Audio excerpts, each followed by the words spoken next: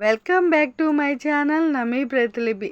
ఈరోజు మనం చెప్పుకోబోయే స్టోరీ మహాలక్ష్మి పార్ట్ 13. మహాగదిలో ఎవరో రావడం, చిన్ను మహాలు ఇద్దరు ఆశ్చర్యపోయి గుమ్మం వైపు చూస్తూ ఉంటారు. ఆ గదిలోకి వచ్చిన ప్రియ వాళ్ళిద్దరు కూర్చున్న విధానం చూసి నవ్వుతుంది. చిన్ను మహాలు ఒకరి మొక్కలు ఒకరు చూసుకొని ఫ్రెండ్ వాయితో మాట్లాడుకుంటూ, ఎందుకక్క మనం చూసి నవ్వుతుంది అని చిన్ను మైండ్ వాయిస్తో అడుగుతాడు. నేను నువ్వు అలా కూర్చోడమేనా అని అంటుంది మహా. అవునరా అని వాళ్ళిద్దరూ ఒకసారి చూసుకుంటారు. మునిగాళ్ళ మీద కూర్చొని ఇద్దరు చెవులు పట్టుకుని ఉంటారు. సరే సరే మైండ్ వాయిస్లో చెప్పుకొని ఇద్దరు ఒకేసారి సరిగ్గా కూర్చుంటారు. ఏమైంది, చిన్నపిల్లల్లా అల్లరి చేస్తున్నాడా చిన్ను అంటూ ఆమె కూడా దగ్గరికి వచ్చి వాళ్ళలాగే కింద కూర్చుంటుంది. మళ్ళీ చిన్ను మహాలు మైండ్ వాయిస్తో మాట్లాడుకోవడం మొదలు పెడతారు. ఇంత ఆస్తి ఉండి, ఇంత స్టైల్గా ఉండి, మళ్ళీ సిటీలో పుట్టి కూడా మనతో పాటు కింద కూర్చుందంటే ఈమె చాలా మంచిదక్క అంటాడు చిన్ను. అవునరా నువ్వు అన్నది నిజమే అని తల ఊపుతుంది మహా చిన్ను వైపు చూసి. వాళ్ళిద్దరిని విచిత్రంగా చూసి, ఏంటి వీళ్ళిద్దరూ అలా సైలెంట్గా అయిపోయారు, ఏం మాట్లాడలే అని అంటుంది ప్రియ. నీకు అది వినబడదులే, ఇది మా ఇద్దరు టెక్నిక్స్ అని అంటాడు చిన్న మైండ్ వాయిస్లో. కానీ ప్రియాకి మాత్రం వినబడదు. ఏమీ లేదు, మా తమ్ముడు నన్ను వాడితో పాటు ఊరు వచ్చేయమంటున్నాడు అని అంటుంది. అవునా, అయితే నీకు ఇక్కడ ఉండడం ఇష్టం లేదా అది అది అంటూ మళ్ళీ మనసులో మాట్లాడుకోవడం మొదలు పెడుతుంది. ఇప్పుడు ఈమెకు చెప్పాలా వద్దా? చెప్తే ఏమవుతుందో? ఈమెతో చెప్తే ఏదైనా ప్రయోజనం ఉంటుందా? ఒకవేళ ఆమె పిన్నితో చెప్పిందంటే వద్దొద్దు, 1 సంవత్సరం మొత్తం ఈ రహస్యం నాతో ఉంచుకోవాలి అని అనుకుంటుంది. ఏమైంది, మళ్ళీ ఇద్దరు సైలెంట్ అయిపోయారు అని ఇద్దరి వైపు చూస్తుంది ప్రియ. అలాంటిది ఏమీ లేదండి. ఎలాంటిది? ఇక్కడ ఉండకపోవడమా? సరే సరే అదంతా పక్కన పెట్టండి. ముందు మీరు నన్ను అండి అనడం మానేయండి. నా పేరు ప్రియ, మీరు నన్ను ప్రియ అని పిలవండి చాలు. నేను నిన్ను మహా అంటాను, ఓకే అంటూ స్టైల్గా మాట్లాడుతున్న ప్రియా వైపే చూస్తూ ఉంటారు చిన్న మహాలు.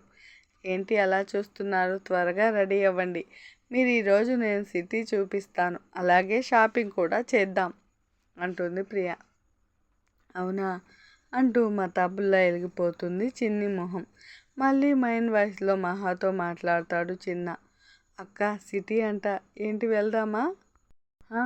వెళ్దాం రా చిన్న అంటూ మైండ్ వాయిస్తో మహా వాళ్ళిద్దరి మొహాలు మతాబుల్లా వెలిగిపోవడం చూసిన ప్రియ నవ్వుకుంటూ, సరే మీరు త్వరగా రెడీ అవ్వండి, నేను కిందకు వెళ్ళి మిగతా వాళ్ళు కూడా చెప్తాను అని అంటూ అక్కడి నుంచి లేచి వెళ్తూ మహా అని వెనక్కి తిరుగుతుంది. ఆనందంలో డ్యాన్స్ వేయబోయి చిన్ను మహాలు ప్రియ చూడగానే ఆగిపోయి ఏంటి అన్నట్లుగా నిలబడతారు. ఇద్దరు స్టైల్గా ఒకరి మీద ఒకరు చేయి వేసుకొని. మహా నీకు ఎక్కువగా ఏదంటే ఇష్టం, ఒకసారి చెప్పు చూద్దాం అని అంటుంది ప్రియ. ప్రియ అడిగిందో లేదో వెంటనే చెప్పుకుంటూ పోయింది మహా.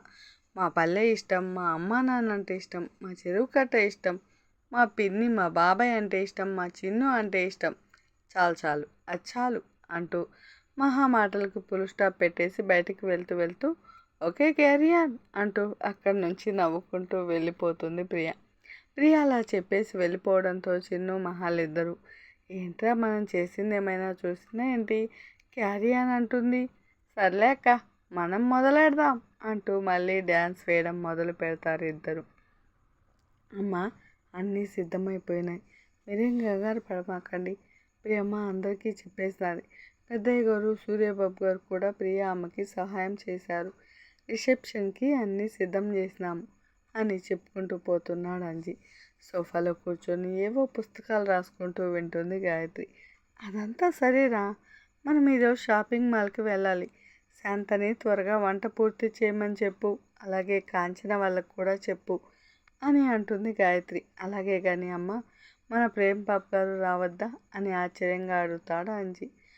వాడే కదరా మెయిన్, వాడు రాకపోతే ఎలా చెప్పు. అవునమ్మా, ఆ బాబు గారేమో ఏమీ పట్టనట్టు ఆఫీస్లో వెంబడి తిరుగుతున్నారు. మీరైనా ఏదైనా కాస్త నచ్చ చెప్పండి అమ్మా. బాబుకి మన చిన్నమ్మాయి గారు చాలా మంచివారు, చక్కగా ఉంది. కానీ మన ప్రేమ్ బాబుకి ఆయనమ్మ నచ్చనట్టుందమ్మా, నాకెందుకో అనుమానంగా ఉందండి అంటూ తన అనుమానాన్ని బయట పెడతాడు అంజి. నువ్వు ఊరుకో, ఏదేదో అంటుంటావు. నువ్వు కూడా నాకు మొదట్లో ఇష్టం లేదు. అయ్యగారు చెప్తే నేను చేసుకోలేదా అంటూ అప్పుడు అక్కడి కాఫీ కప్పులతో వచ్చిన శాంత అంటుంది. ఏహే, నీది నాది వేరేనే. మన ప్రేమ్ బాబు గారు కూడా చాలా మంచివారు. చిన్నబాబు అయ్యగారికి ఏదో చెప్పనే నేను ఎప్పుడు చూడనే లేదు. ఈసారి ఎందుకు చెప్పారంటే నాకేదో భయంగా ఉంది అని అంటాడు అంజి. వాళ్ళిద్దరు మాటలు వింటున్న గాయత్రి ఆలోచిస్తుంది. నిజమే, రాకేష్ మాటలకు ఎప్పుడూ ప్రేమ్ అడ్డు చెప్పలేదు. ఈసారి ఎందుకు అలా మాట్లాడాడో, ప్రేమ్ని ఎలా సముదాయించాలో గాయత్రికి అర్థం కావట్లేదు. ఏ ఫంక్షన్ వచ్చినా అందరూ ఒకేసారి షాపింగ్కి వెళ్ళి షాపింగ్ చేయడం ఆ ఇంట్లో ఆనవాయితీగా పెట్టాడు రాకేష్.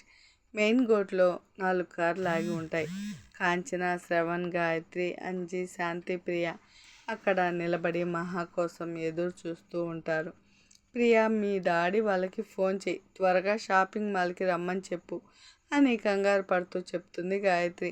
మమ్మీ, నువ్వు కంగారు పడకు, నేను ముందే అందరికీ చెప్పేశాను. వాళ్ళందరూ ఆఫీస్ నుంచి అక్కడికి వస్తానని చెప్పారు అని అంటుంది ప్రియ. అప్పుడే మహా, చిన్నులు మెట్లు దిగుతూ ఉంటారు. వాళ్ళిద్దరి వైపు చూస్తున్న అక్కడున్న వాళ్ళందరి ముఖాలు నవ్వు తాండవించింది. ఇదండి మహాలక్ష్మి స్టోరీ. మీకు నచ్చినట్లయితే లైక్ చేయండి, షేర్ చేయండి, సబ్స్క్రైబ్ చేసుకోండి. ఇలాగే మీ అందరూ నన్ను ఆదరిస్తారని మనస్ఫూర్తిగా నమ్ముతున్నాను. మీ అందరి సపోర్ట్ నాకు ఎప్పుడూ ఉండాలని కోరుకుంటున్నాను. అంతేకాదు, మీరందరూ ఎంతగానో నన్ను ప్రోత్సహిస్తున్నందుకు మీకు చాలా చాలా ధన్యవాదాలు. Thank you so much for ever. Me support నాకు చాలా ముఖ్యం. కొత్తగా ఎవరైనా నా ఛానల్ చూస్తున్నట్లయితే సబ్స్క్రైబ్ చేసుకోవడం మాత్రం మర్చిపోకండి. Thank you for watching my dear friends. ఎప్పుడూ మీ సపోర్ట్ ఇలాగే ఉంటుందని ఆశ.